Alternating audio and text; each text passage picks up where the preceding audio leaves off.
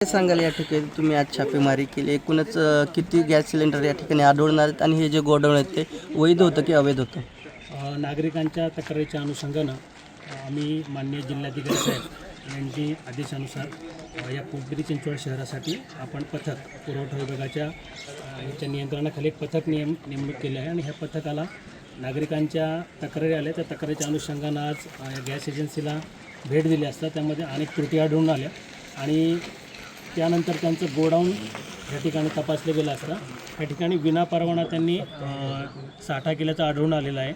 त्याच्यामध्ये काही 57 एक गॅसेसच्या टाक्या ज्या आहेत त्या भरलेल्या अवस्थेत आहेत, काही रिकाम्या अवस्थेत आहेत. मानवी जीविताला धोका होईल अशा ठिकाणी साठा इथं केलेला आढळून येतो आहे. त्याप्रमाणे पुरवठा विभागाच्या तर्फे यांच्यावर आता कारवाई करणं सुरू आहे आणि ज्या नियमानुसार अत्यावश्यक सुरक्षा कायदा ह्यानुसार त्यांच्यावर कारवाई केली. कोणत्या कंपनीचे हे गॅस गोडाऊन म्हणजे गॅसच्या टाक्या आहेत आणि आणि कुठल्या प्रकारचे गॅस, कुठल्या प्रकारचे गॅस सिलेंडर आहेत? भारत गॅसच्या ह्या कंपनीच्या टाक्या आहेत आणि ह्याच्यामध्ये पिंपळे गॅस एजन्सी कासरवाडी इथल्या ह्या टाक्या आहेत. आणि कमर्शियल म्हणजे घरगुती वापरायचे की कमर्शियल नाही, हे घरगुती वापरायच्या टाक्या आहेत. एजन्सीकडून काय सांगण्यात आलं आहे का ते? एजन्सीकडून अजून कुठल्या प्रकारची माहिती मिळालेली नाही. असा काही या ठिकाणी प्रकार होत होता की घरगुती गॅसमधून कमर्शियल गॅसमध्ये भरणा वगैरे, इथे असं काही काय? प्रकार आढळून आलेला नाहीये.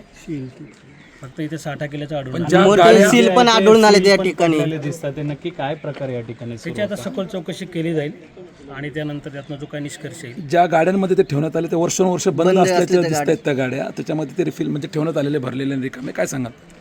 हां, हे चुकीचं आहे. हे ठिकाणी ज्या गाड्या आहेत त्या पूर्ण बंद बऱ्याच वर्षापासून बंद पडलेल्या अवस्थेत आहेत. म्हणजे हे साठा करण्यासाठीच वापरलेला त्यांनी हे गोडाऊन आहे.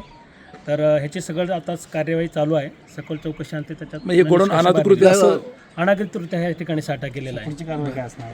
ह्याच्यामध्ये अत्यावश्यक सुरक्षा कायद्यानुसार ह्याच्यावरती हे सगळा ताब्यात घेतला जाईल, ह्याला सील केलं जाईल आणि ह्याच्यावरती गुन्हा दाखल केला जाईल.